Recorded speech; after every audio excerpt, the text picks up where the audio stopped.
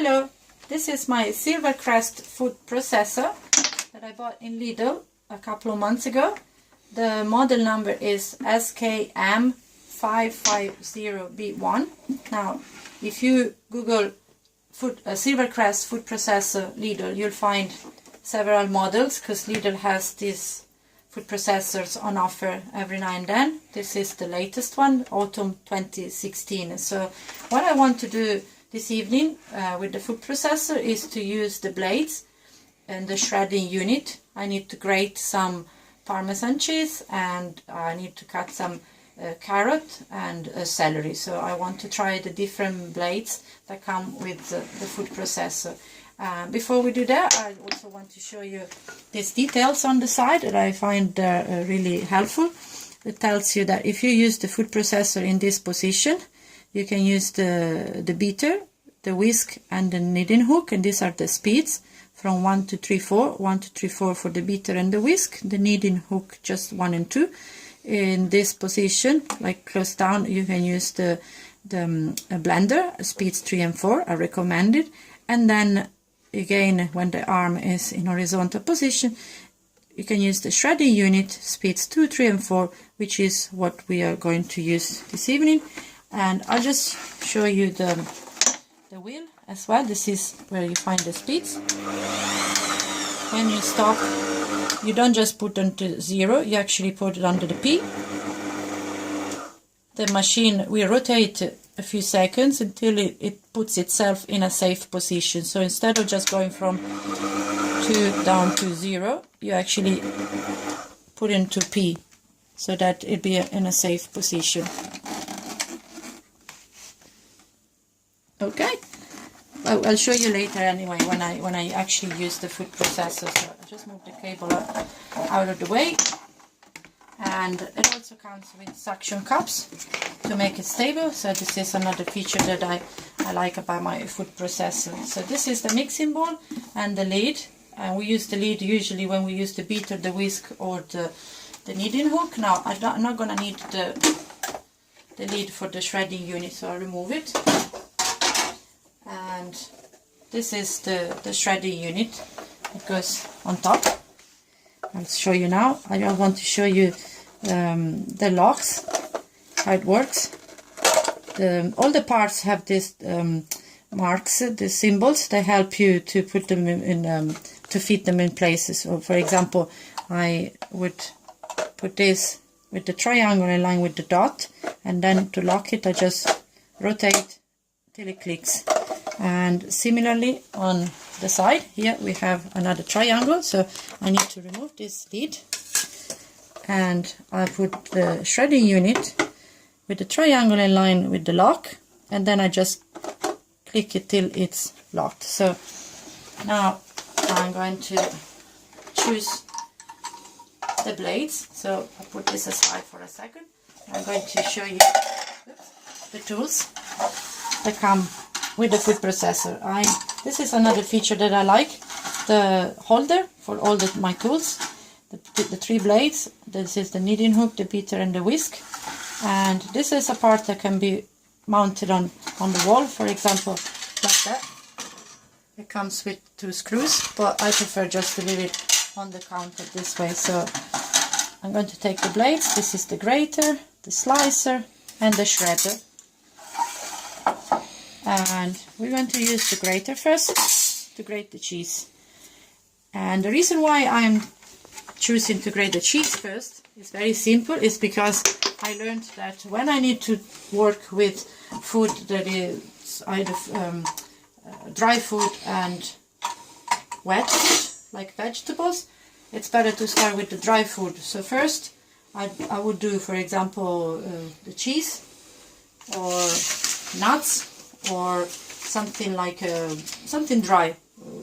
I don't know, oats. It can be used in the blender, for example, to make oat flour. And then if I have to shred vegetables or blend fruit or banana, then I do it after. So first the dry foods and then the wet food. So let's see what happens now. I won't use this yet. I just go and push it down with my hands first. I'm just going at low speed, and you can see already shredding inside. I'm pushing down. I don't know if you can hear me now because it's quite loud, but I got loads of cheese.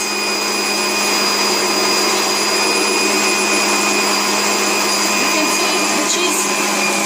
It's nice in the bowl, mixing bowl.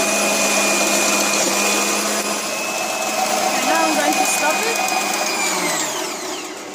So I put it onto P and it rotates slowly until it stops itself, and the machine knows, the food processor knows when it is safe to stop. So I am going to open now, and I got some cheese left. There isn't much attached to the parts, so sometimes when you use the shredder it happens that you have the veggies everywhere. Now I'm going to change the blade, and I finished with the cheese, grating cheese. So I just want to show you the final result before I remove the cheese. This is another part that all the parts can be washed in the dishwasher, everything except the blender. All these bits, plastic bits, and of course except the main body, but the mixing bowl, the blades, all the tools can be washed in the dishwasher. Okay, so I'm going to, this is the cheese, shredded, nice and shredded, grated, fluffy, nice. So I'm going to put this in the bowl, and then I'll come back to shred the carrots. Okay, so I removed the cheese. I put back the part of the shredding unit. Now this is the shredder blade. It's got two sides. This is the fine shredder. It says here, and quartz shredder. So I'll start with the quartz to see how my carrots will come out. This is because sometimes I get different results really with different vegetables. So for example, I suppose the carrot comes out in a way, but the onions are probably more mushy because they are softer and more wet. So I'll just go with the carrots to the demonstration as well. So I'm going to use this. There are pieces coming down. They're nice. I make a salad with this.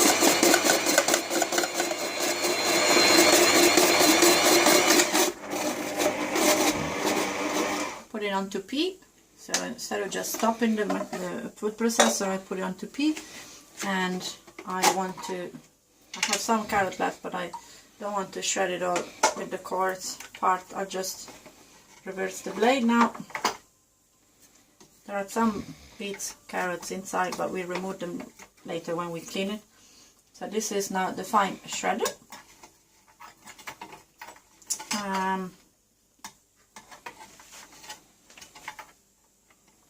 Okay, made it. I just want to actually remove the quartz shredded carrots, because I want to separate the quartz from the fine shredded carrots. Okay, so one more left, and clicked in place. Put this back on top. So again, the triangle line with the dot, and then so working. Let me see. Oh, I made it. Now I'll use this carrot with the fine shredder. So I'll just, actually I didn't pay attention to the positions. I used it cuts even on low speed. In position 3 now. Shredding fine.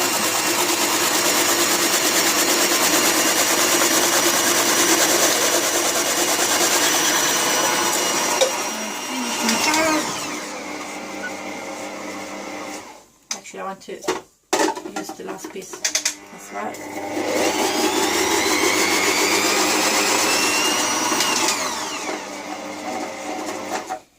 P position.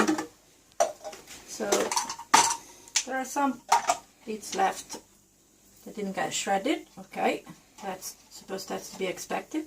I just want to show you the result of the fine shredder. This is what they look like, nice and fine.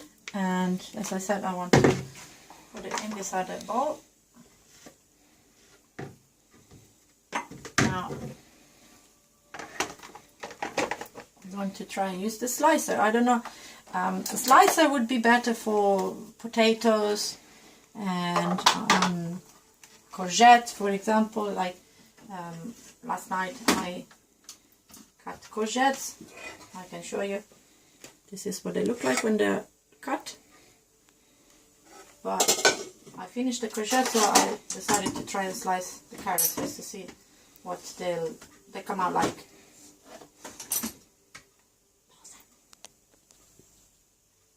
Okay, so we change blade again. Now probably if you were to change vegetables, you might want to wash this or rinse it. For me it's no difference because I'm using the same type of vegetables, the carrots. I just get rid of some of this, but they do get stuck. I think I understood in all food processors that they get stuck, so I'll have to get used to that. And now we're using the quartz slicer.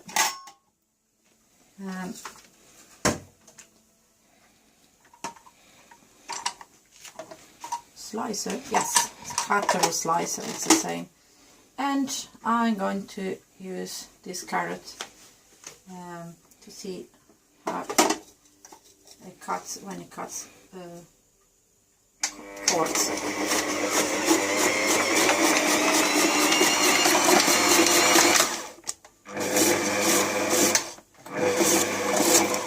Okay, let me see. Actually, just rotate this. So these are supposed to be coarse. These they look thin to me, but they are long slices because when the carrot goes down, it tends to go sideways. So, but if they're too long, you can always put it back in and cut them a second time, do a second round of cutting. So I have to retrieve my carrot. I don't have much left, but I want to use the fine slicer now. There's a big slice left there. Another one got stuck.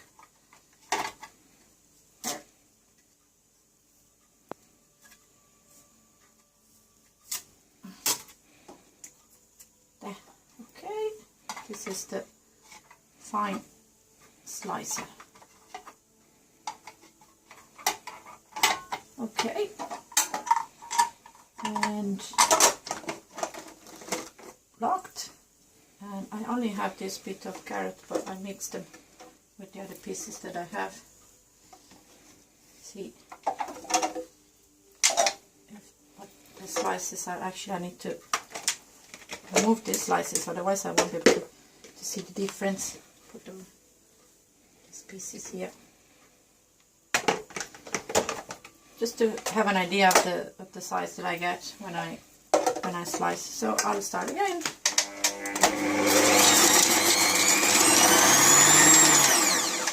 Let me see if I have enough carrots to tell the difference. Well, yeah, they are actually different. Yeah, these are thinner. These are not as thin. So let's see if it. I suppose it does make sense to cut the celery. What I need to do with the celery actually is to shred it. And as I said, you often happen to have pieces of vegetables mixed here. I'll clean a little bit, but the thing is that depends what you need to do. If you need to do a mixed salad, it probably won't make much difference. But if you want them all the same size, maybe you use the fine shredder, like in this case, and then with these bits you just use them for something else, like I would use them for a pasta sauce. So I don't mind if the celery is mixed with the carrots, if the blade is still dirty, because I'm going to use the celery with the carrots anyway for my bolognese sauce. So, but as I said, you might need to rinse it before you change. Oops, sorry, the other way around. Before you change the type of food or vegetable. So I'll go this way. Maybe no, I'll use the hole and I go.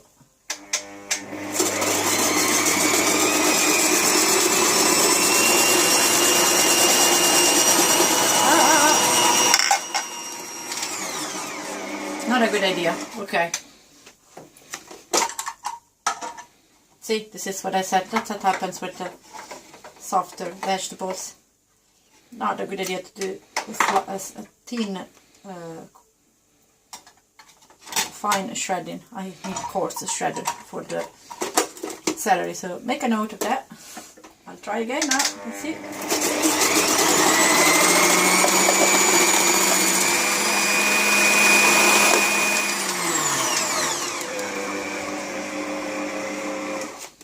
Okay, just to show you the result, this is the shredded celery. It's good enough for my bolognese sauce, and so I'm going to mix the carrots, and then I'll also do some onions, and I can start with my sauce. So I need to clean a bit of the food processor, but that's basically it. I recommend that you wash in the dishwasher everything immediately, because the white parts get stained with the carrots very easily. So if you want to keep it nice and clean, I just recommend that you put it in the washer. But that's all. So I just put together the shredding unit again. And thanks for watching my video.